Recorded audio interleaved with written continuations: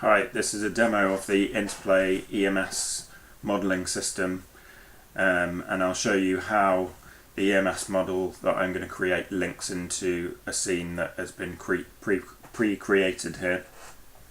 So I've put a few objects into the scene from our in-house library. Some of them have had scripts already added to them so that they'll link into the EMS model that I create to add interactivity to them. So I'm just going to show you what this scene looks like before that model has been added, to show you the lack of interactivity to begin with. So you can see that not a lot is happening. The fan blades are not turning. I can try and turn the switch off, but nothing really happens. I can do simple things like opening covers that don't have any effect on the electrical state of the system. But other than that, I can't really do very much. So now I'll show you how to create the actual model itself using our system editor window.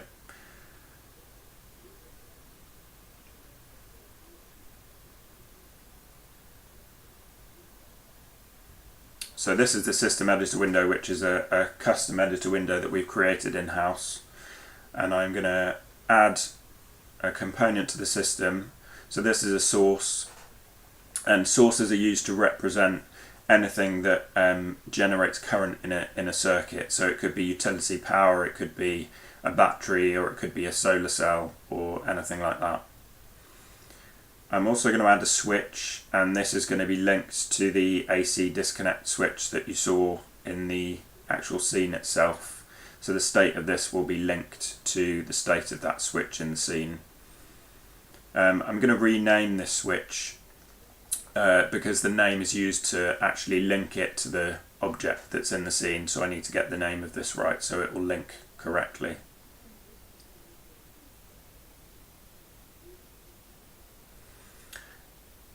What I'm also going to do is just go back and change one of the physical properties on the source. All of these little turquoise bubbles you can see are all physical properties that represent different properties of the real world object.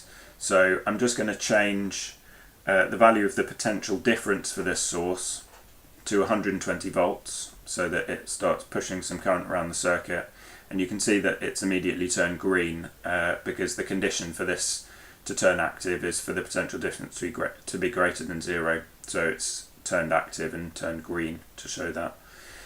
The final thing I'm going to add to the system is a motor, and the motor will be linked to the fan motor in the scene. So the state of this component of the model will be linked to the state of the fan motor, and therefore the blades in the scene itself. I'm also going to adjust the resistance of this fan motor to 400 ohms. And then we're going to link together all of these components and make electrical connections between them to join them into a series circuit.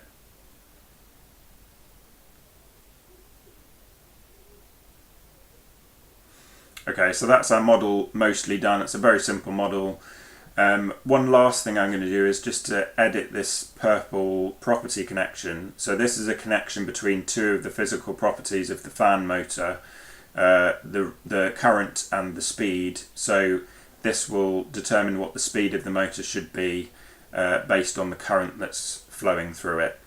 So I'm just going to scale that properly so that our fan blades turn at the correct speed when the current's going through them. So I'm going to change the scale factor from 1 to 3.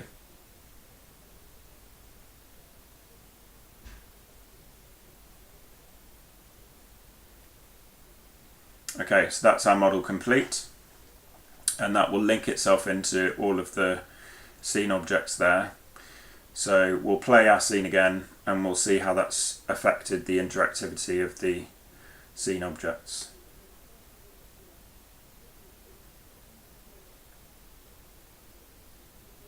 So immediately you can see that the fan blades are now turning.